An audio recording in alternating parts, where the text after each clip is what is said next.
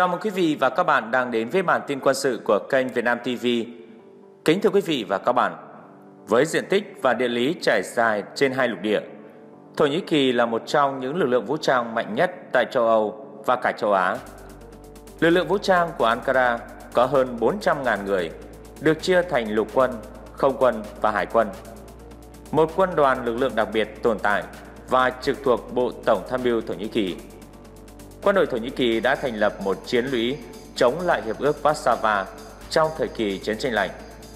Đối mặt với các lực lượng Bulgaria, Romania và Liên Xô mà trong thời chiến sẽ tiến về phía Nam qua Thrace và chiếm lấy eo biển Bosphorus.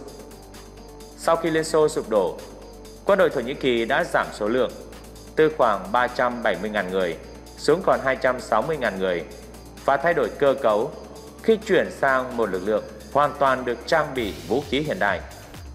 Quân đội Thổ Nhĩ Kỳ là một trong những lực lượng mạnh nhất trong khu vực, bao gồm gần 300 chiếc F-16 Fighting Falcon. Ngoài ra, Hải quân Thổ Nhĩ Kỳ là một trong những lực lượng lớn nhất ở phía đông Địa Trung Hải, với hơn 10 tàu ngầm và một lữ đoàn lính thủy đánh bộ.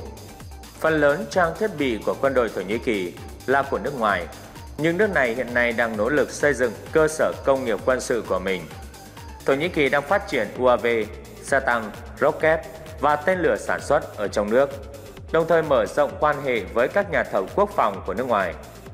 Các công ty Thổ Nhĩ Kỳ là nhà thầu phụ cho máy bay tiêm kích tấn công liên hợp F-35 Lightning II, và Thổ Nhĩ Kỳ hiện đang phát triển máy bay chiến đấu của riêng mình. Dưới đây, chúng ta cùng nhìn lại 5 loại vũ khí mạnh mẽ nhất của quân đội Thổ Nhĩ Kỳ. Thứ nhất, tên lửa hành trình Somji. Là một phần trong đóng góp của Thổ Nhĩ Kỳ vào chương trình F-35, nhà thầu quốc phòng Thổ Nhĩ Kỳ Roketsan đã hợp tác với tập đoàn Lockheed Martin của Mỹ để phát triển tên lửa hành trình Somji. Som là tên lửa hành trình đầu tiên của Thổ Nhĩ Kỳ, được thiết kế để tấn công các mục tiêu cả trên bộ và trên biển. Có một số phiên bản đang được phát triển, nhưng cao cấp nhất có lẽ là Somji. Somji được thiết kế để mang bên trong khoang chứa vũ khí của máy bay chiến đấu F-35, giúp bảo vệ tính năng tàng hình của máy bay chiến đấu thế hệ thứ 5 trước các radar thăm dò của đối phương. Tên lửa này cũng được thiết kế để mang theo bên ngoài bởi một số loại máy bay chiến đấu, đặc biệt là máy bay chiến đấu F-16. Tập đoàn Lockheed Martin mô tả tên lửa Somji là để sử dụng chống lại các mục tiêu chiến tranh chống mặt đất, được phòng thủ nghiêm ngặt, có giá trị cao và các mục tiêu ở trên bộ. Chúng bao gồm các điểm đặt tên lửa đất đối không SAM, máy bay chiến đấu, trung tâm chỉ huy và kiểm soát, cũng như tàu hải quân.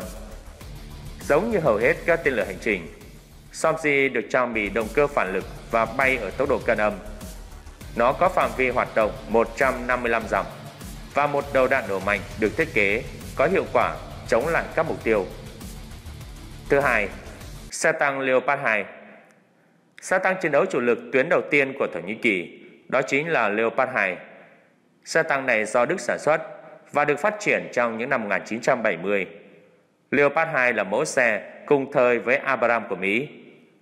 Leopard 2 có lớp giáp ma trận composite tiên tiến, pháo nòng trơn 120 ly và động cơ diesel 1.500 mã lực. Leopard 2 được thiết kế cho quân đội Tây Đức, giúp Tây Đức có một lực lượng xe tăng đáng tin cậy để chống lại các lực lượng của Liên Xô và khối Warsaw trong thời kỳ chiến tranh lạnh. Và ở thời kỳ đỉnh cao, quân đội Đức đã vận hành tới 2.100 xe tăng Leopard 2. Sau khi chiến tranh lạnh kết thúc, đã chứng kiến một nước Đức thống nhất, đào thải lực lượng xe tăng đã qua sử dụng của mình, và Thổ Nhĩ Kỳ là một trong số nhiều quốc gia mua lại những chiếc Leopard 2 đã qua sử dụng đó.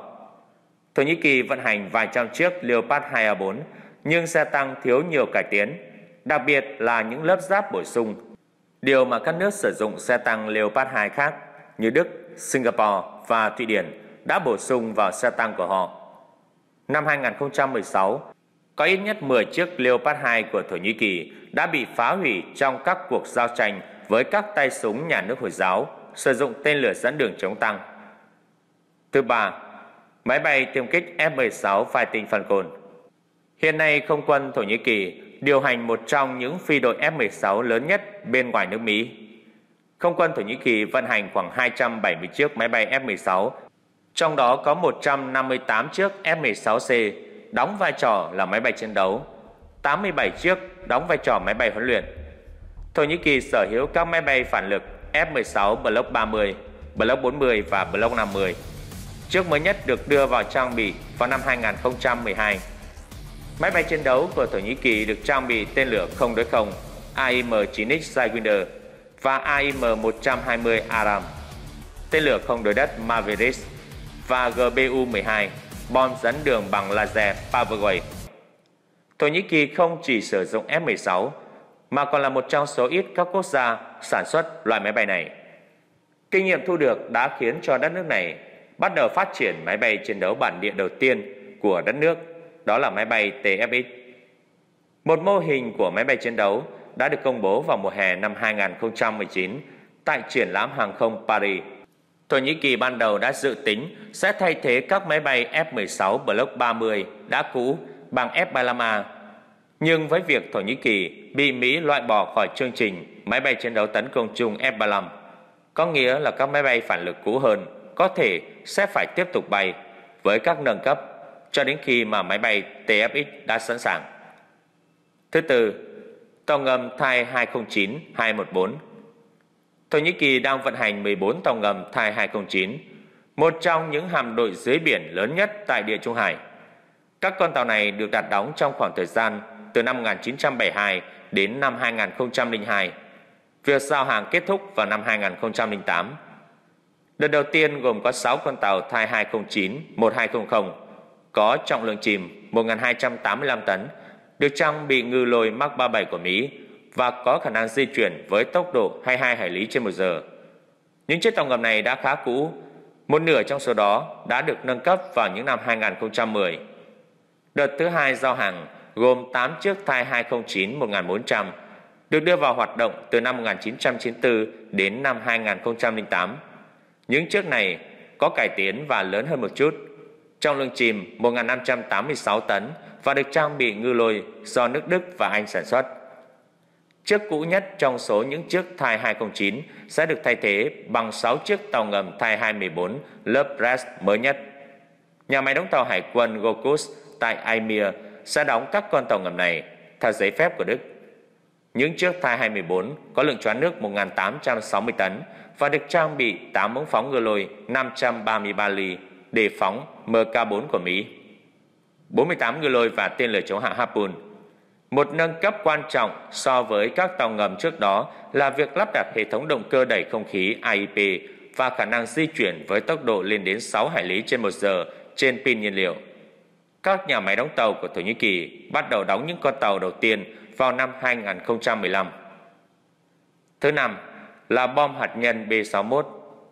Nói đúng ra, Thổ Nhĩ Kỳ không phải là một quốc gia có vũ khí hạt nhân.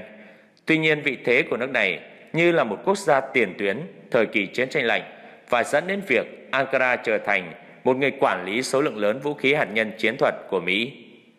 Hoa Kỳ dự trữ khoảng 90 quả bom hạt nhân B-61 tại căn cứ không quân Incirlik. Trong đó có 50 quả được phân bổ cho các phi công thuộc lực lượng không quân Hoa Kỳ, 40 quả được phân bổ cho các phi công của không quân Thổ Nhĩ Kỳ. Bom hạt nhân B-61 nằm dưới sự kiểm soát nghiêm ngặt của quân đội Mỹ và các biện pháp an toàn, khiến cho bất kỳ bên nào khác ngoài lực lượng Mỹ hoạt động dưới sự chỉ huy của cơ quan chỉ huy quốc gia. Tóm lại là các đơn vị khác không thể sử dụng chúng. Các lực lượng Thổ Nhĩ Kỳ không được phép tiếp cận trừ khi xảy ra chiến tranh và sau đó chỉ dưới sự hướng dẫn và giám sát của nhân viên Hoa Kỳ. Quả bom trọng lực hạt nhân B-61 về cơ bản nặng 700 pound.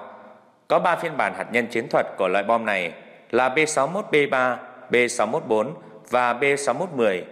Mặc dù vẫn chưa rõ mẫu nào đã được cất giữ tại Thổ Nhĩ Kỳ, các quả bom có năng suất nổ khác nhau từ 0,3 kiloton cho đến 170, 150 và 80 kiloton. Trên đây là những sức mạnh và vũ khí tiêu chuẩn của quân đội Thổ Nhĩ Kỳ. Cảm ơn quý vị và các bạn đã quan tâm theo dõi chương trình. Xin kính chào và hẹn gặp lại quý vị trong những bản tin quân sự tiếp theo.